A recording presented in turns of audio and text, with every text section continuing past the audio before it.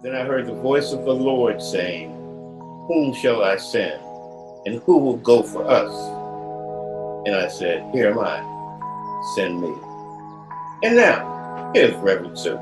Joy in my soul, God is in control. I got Satan on my trail, but I'm singing all is well. He's attacking every day, but I'm watching while I pray. No matter the attack, I won't turn back, cause this means war. Hello, and thank you for joining us again today. You know, last week we talked about 1890 schools, the Morrill Act, and we got into the Black farmers, which we've been talking about for quite some time. And I thought about it because I said, okay, we have HBCUs, but we also within the HBCUs we have the 1890 schools. And I'm looking at, we don't have very many farmers, and what are the universities are doing to promote African American and people of color to major in agricultural business or agricultural industry. And here today, I am so excited because this young major, tell you, Major and Angel Lopez Jr.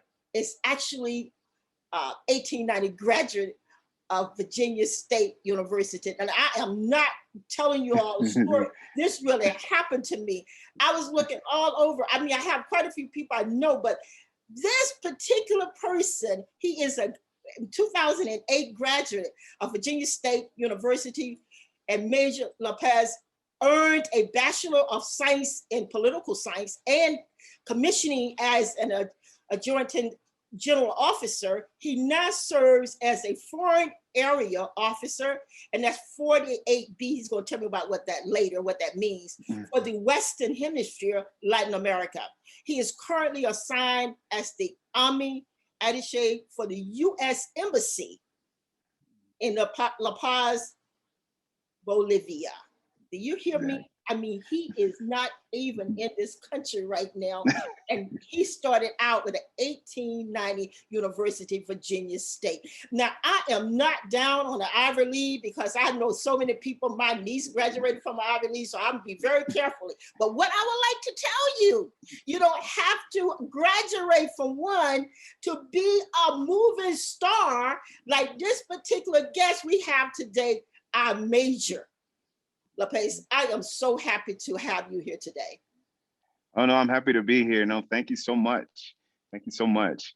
And I would like to just tell them a little bit also about you have a master's of arts in international public policy from Johns Hopkins University, right? Mm-hmm. And also an advanced international studies and a master's of arts in international relation from Webster University. And you continue to believe in continuing education. Now, you're going to see him because he is moving.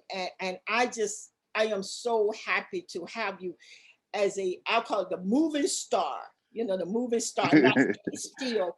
But when you enter the 1890 school, two questions. Were you really thinking about agriculture, or how do you feel in that total environment at Virginia State? Two questions. Okay. So a little bit of background. I'm a military brat, is what they called. My father was in the military. Okay. So I was actually living in Anchorage, Alaska, prior to applying to college. Mm-hmm. And so I come from an immigrant family. Both my parents are from Panama. And what they knew or what they know is that we have to go to school to be successful in this country. So they kept pushing college, they kept pushing university. Right. So my main goal was to go to college in Virginia because that's where my family was going to be stationed after Alaska. Right.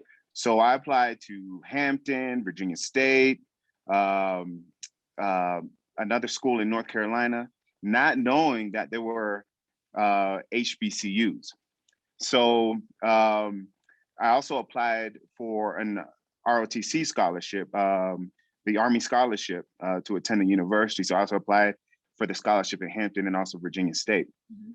So Hampton awarded me a scholarship, but wasn't in a full ride like Virginia State University. So my mom said, hey, if they're paying for all the school, then that's where you're going. So without even looking at the campus, without even knowing much about it, we accepted the offer at Virginia State University because we knew it was free. Mhm. So the day I found out that it was a historically Black college was when we pulled up on campus for the first day of orientation. And the first thing that came out my mother's mouth was, wow, there's a lot of Black people here. And I was too. I was in shock. Right. But that was like my first experience of understanding what a historically Black college was. So, but it was the best decision I could have ever made. And it was because of Virginia State University that is why I'm here today. What are some of the examples when you say, well, the best decision you made, and some of the examples that you can tell us, and also some of the people who will be actually listening to us on the radio show as well on YouTube, and give them some advice. What were some of the best decision things that you compare with other things, other universities? Yes. So one example. So besides me and Tim. Beside me and Tim. That's another example. So the officer corps in the military is extremely small. And if you account for Black officers, it's even smaller.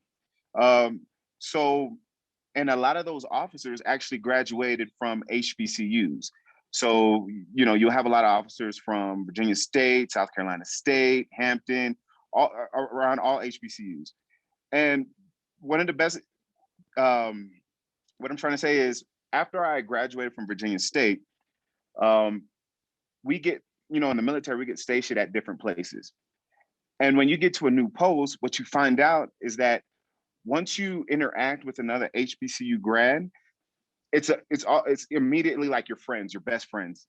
And then you already have that mentor. You already have that person that could show you the ropes. And it's because I graduated from Virginia State, I already had that network built in. And it's not just at Virginia State, it's with all the other HBCUs within the country. Mm-hmm. Now, going back to, want to say hi to your wife and your daughter as well. Okay, so going back to the 1890s again, it's what, 18 or 19 of now. What were you when you enter? You didn't think about agriculture, like you say. You didn't think about this is started out 1890. This is a school they put for agricultural science and every agricultural business and industry. You didn't think about that. You thought about your mom said, "Listen, this is free education. You going, you are going." Right. And so, and you're not coming from a rural community at all. You're urban. Most of your life of military. Right. So the question would be, for the millennials or our young people now entering to college or would like to attend college, what would you tell them? And then I would get into your career about what you really do. What would you tell them about 1890 schools? 1890 or HBCU, but we're talking about 1890s right now, but that's okay. 1890 schools. So first thing I would tell students that are thinking about entering an 1890 school, just to, I guess, look at the history behind the school, because there's a lot of history that comes with the university. Read upon the history first, because there's a lot of greats that come out of these 1890 schools. And then after you read about the history, you can actually find out, like if you are trying to do something, okay, let's say if you want to go into business, in an 1890 school, you can find, if you're looking through the history, you can find somebody who's actually graduated from there and actually doing what you really want to do, and then they can lead you into the right direction. So I say read upon the school, do the research, and then link it to what you really want to do. and that can help you in the long run. What about care? Do you see that? And I'm not putting you on the spot. Is to care more or care less, but care more or support you when you really need to talk about some things, inspire you, inspiration. You just said that. What are some of those things you would say about the 18? I'm sorry. Can you repeat it? As far as do they care more for you? Do they support you more, or do they inspire you more? And I like what you said about the history, because the history is significant. They have history behind these schools, and it's good that when we attend those schools to know what the history is. But were you inspired by the professors? Were you inspired by the community itself? Yes, I could say that. I feel like graduates of 1890 schools, in addition to professors, they take pride of the school, and it's because of that history. So I feel like once you attend these schools, they recognize your potential and they do everything possible to make sure you maximize on that potential. And that's what you need. And it's not about coddling or making it easier upon you. No, they recognize your potential and they push upon what you can offer. And then after that, you'll recognize that, man, I can actually do this. I can succeed. So definitely, yeah, I believe that the school that has a lot of history, a lot of alumni that understands the history, they don't want that to fail. Okay, going back to exactly what you do today, and compare that with the 1890 schools. You travel all over the world. You, in Bolivia now. I mean, you are an exceptional, great person, and so young to have accomplished so much in 2 years you've been on this earth. So, with your position that you have now, what is exactly your responsibility, and how do you think your job now compared to the 1890 when you attended there help you with your position that you have today? Okay. So my position, I'm the Army Attaché here at the U.S. Embassy in La Paz, Bolivia. And what does that mean? So I'm actually employed by the Department of Defense, but I'm actually here to do 4 things. The first thing, I'm a conduit. I'm a conduit between the Bolivian military and our military. All right. I'm also a representative. I am a representative of the United States. So here in Bolivia. So if let's say, for example, the Bolivian military has an event and want the international community to participate, I'm actually the one that they call for on the Department of Defense side to come and represent the United States. I'm also an advisor. I'm an advisor to the ambassador. Here, we don't have an ambassador. We have a chief chargé is what we call it, chief d'affaires, chargé d'affaires. That's same responsibility of an ambassador, but doesn't have the title. So any military affairs that is happening in Bolivia, I actually advise the ambassador or the chargé on those situations. And finally, I'm a program manager. So there's a lot of exchanges between countries in the United States. So for example, let's say if the Bolivian military wants to improve on their English, what I do is I coordinate between the United States, the English language school there, and the Bolivians to make sure we can get students to the United States to learn English. Same thing, let's say if the United States want to send military soldiers, sailor Marines down here to I don't know, to train or to do an exchange, medical exchange, then I'm the conduit, or I'm the person, I'm the middleman is what you say, between Bolivia and the United States. So now, how has the university helped me in this job? I was Mr. Virginia State in 2008, 2007, 2008. Yeah, I saw that. I was going to tell you, but I didn't know how you said Mr. Virginia. I mean, Mr. Virginia State, right? Mr. Virginia State, right? And especially with HBCUs, it's really, that's a big thing. I guess that's a big thing. That's a big. And what I'm why is it huge? Is because you're actually representing your university. You actually travel around. You're speaking about your university. You're speaking about how great it is. You talk about the future and the progress it's been, of the university. You also talk about its history. Basically, you know everything about your university because you are representing your university. So with that experience, it just transitioned right into here and better, but on a global scale. I'm representing the United States. I need to know the history of the United States. I need to, so just right off the bat, just from that alone, the school has helped me out a lot in this job today. That's a good example. Mr. Virginia State. I'm gonna leave that alone. I don't know if you want me to talk about that, but no. Because of responsibility, you represented the university. Yes. And so now you're representing the country. Wow. Exactly. That's great. One thing that I what can I'm going to say religious faith-based organization or religious organization can do to promote schools like 1890s and HBCUs? What can we do? A lot of 1890 schools are faith-based, I think. I know specifically at Virginia State, faith-based organizations were very popular in our schools. I mean, from the choir to I don't like from the choir to church on Sundays. Every organization begins with prayer.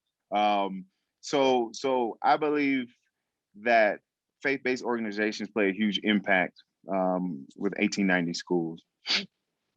That's so true, because we look back and look at some of the history of the background of some of these schools. They actually were started by religious organizations. Some of the 1890 schools, because that was the best way they could get it going. Although they had the Morale Act, but they still managed to organize and say we're gonna let this happen. We're gonna make this happen. Had to be some religious organization actually did that.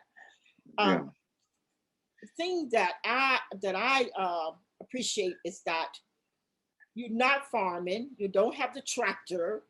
And that's fine. You're not looking at soil, but you're looking at souls. You're looking at people that come from the earth. Looking at people who would make a difference in our lives, no matter where they go. And that's the type of position that you do have. If there was a young man or a young woman that met you on the street, you're in Washington, D.C., and you're walking, maybe going up on Capitol Hill, and that person say, excuse me, but my name is so-and-so, so I'm visiting Washington, D.C., and I don't know, I want to go to school, but I don't have money to go. I mean, you just start a conversation. Maybe the family out on the street, maybe they're homeless, and this little kid is talking to you because that kid was inspired just the way you walk, and everything. What will you tell that person? What will you tell that little kid who now with his family is standing on the street and they look at you and admire you and say, I want to be like you. I want to go to school. Yes. What will you tell that person? First, I'll say thank you. Right. First, I'll say thank you. And the number one thing I would say is not to limit yourself. Don't think that you have to go to these big time universities, these name brand universities, because that would get you to where you want to be. That's not true. I mean, if you need to go to community college for the first 2 years, to save up on money, if you don't have any money, knock those 2 years out, but then have that mentality to want more. You know what I mean? And to really speak to a lot of people to figure out what your options are, because a lot of times people, they only know what they know. So keep asking different types of people. Look for where you want to be, and ask that person, I want to be where you are. What was your journey? What was your journey to get there? Because everybody's journey is different. I did not expect to be here in Bolivia coming out of an 1890 school. You know what I mean? But I am, so don't limit yourself to what you think where you need to be. look at all your options and then figure out what's best for you. That's good. That's very good. Because it's amazing that how people watch you when we're going places and a young person come up and say, who are you? Yeah. And right. talk to that person and you have a journey. You have a journey to share with others. As far as your professors at 1890 schools or professors listening, what would you go back and tell them, the professors? Oh, what would I go back and? Could be some challenging things. Could not be. I mean, what would you tell them? Without the way this world is today and the things that are happening right now, all the things that are issues and the voter suppression and all these things that we're dealing with on a daily basis now, what will you tell? What will you talk to the professor about? I would inform my professors to continue to expose the students to other organizations, other types of jobs, drive them up to DC, allow them to find internships that are overseas, just to expose them more to not just the university, but to everything that's outside the university. So then once they've graduated or when they're in their third year, they can kind of tailor where they actually want to go. But to basically expose them to more outside of the university. I'm glad you said that, because I know here in Washington, D.C., I always talk to teachers. They get on I think I get on their nerves a lot, but we have so many things here that kids can be exposed to. Take them up to a hearing, an open hearing. Yes. Open hearing. Yes. And see, and then perhaps one can say, you know what, I can do that. Because when you see people on TV, or a senator or a congressperson, you say, I can do that, because take them to a hearing. Yes. So I'm glad. I'm really glad you said that. As another thing is that when we look at HBCUs, HBCUs, and then the 1890 schools, they're all over the country, but basically they're in the South. So where are you originally from? Ooh, that's so. What do you call home? But you're not from a southern state, right? You're not really. So I would. I'm trying to get. I would say I'm trying to get somewhere close. That is such a hard question. So what I call home now, you know what? What? I say Virginia, because of course I've graduated. I graduated from Virginia State, but then my family retired there, and so every time when I say I'm going home, I'm always going back to Virginia. So yeah, let's do that. You just messed my question up. I want you to know. Going to Virginia State, and then going to other places throughout the world, the big cities or new cities. I was going to compare that with even doing where you are now. Compare that with the urban living and the rural living, a small town versus the big city. So going to Virginia State, you got a little bit of both, perhaps. Oh yes. Oh yes. So I can actually compare that with a Virginia State versus a Johns Hopkins, which was actually downtown DC. Okay.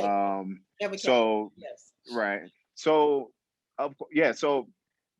I think one of the best experiences at Virginia State, because Virginia State is in Petersburg, Virginia, more Ettrick side, where it was an actual campus where like a closed-in campus where everything you need or want would be on campus. So it forced you to actually develop relationships with the people on campus, your professors.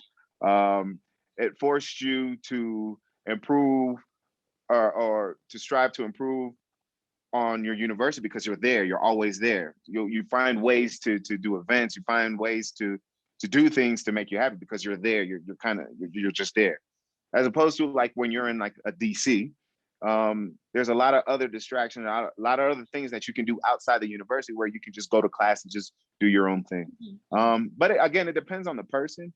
But I feel like being away from distraction. Now, this is me personally, being away from the distraction of the big city actually bettered my chances in getting good grades, being more involved within the university, allowed me to be, you know, in other words, just more successful.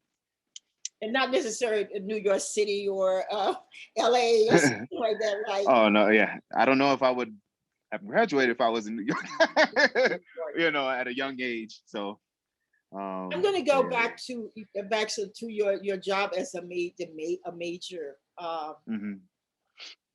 military. Right.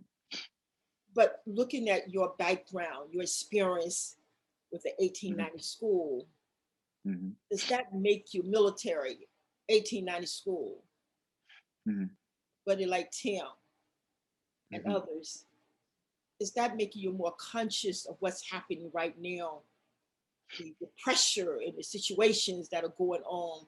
I know that you have political science now. From a political perspective, is that you're more conscious of what's going on in this country right now? Oh yes, definitely. Because a lot of our senior leaders in the military graduated from 1890 schools. Like the first 4-star general for the Signal Corps, the Communications Corps, was an 1890 graduate, Virginia State graduate.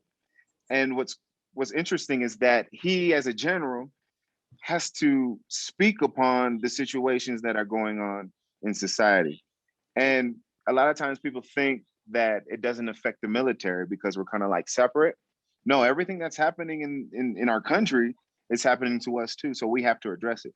So definitely. And I can speak on my experience as a Virginia State grad, you know, people ask me like, have you experienced, for instance, discrimination? Have you experienced, the hot topics that are going on right now in the country? And I have to explain to them, yes, but I learned how to deal with it. I have that support system. And it's because, and to tell you the truth, that support system that I have comes from the relationship I built at the university. And a lot of times people are like, oh, you travel, yeah, but sometimes when you travel and we're out in places like Bolivia, you're kind of alone, Yes. Yes. And so people like Tim, my fellow graduate, they're my support system. And I know, especially for HBCUs, a lot of people go back to homecoming, to rekindle those relationships and things like that. Those are very important, especially for people that are abroad. But yeah, the school plays a huge part of my life. Thank you so much. I'm still time, even although we're on the radio, I'm still time. We ran out of time. We actually ran out of time. Right. Okay. I thank you so much. And you know what? I wanted to make this statement here because I was thinking about it, is that you follow in the footsteps of African American people of color that have served in the armed forces, You follow in their footsteps. And that's the most beautiful thing about this. We can go on and on with military, but you follow in their footsteps. And somebody is going to follow in your footsteps. They're already following in your footsteps as we speak today. So I thank God for you and taking the time to be with us today. So may God continue to bless you and continue to be outstanding in what you're doing.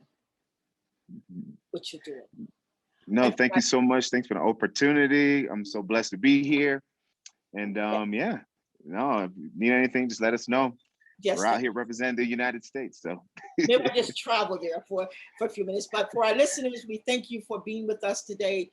And we always say that continue to pray, and that when you pray, just get up and do something that we know is so much to do. So may God bless you.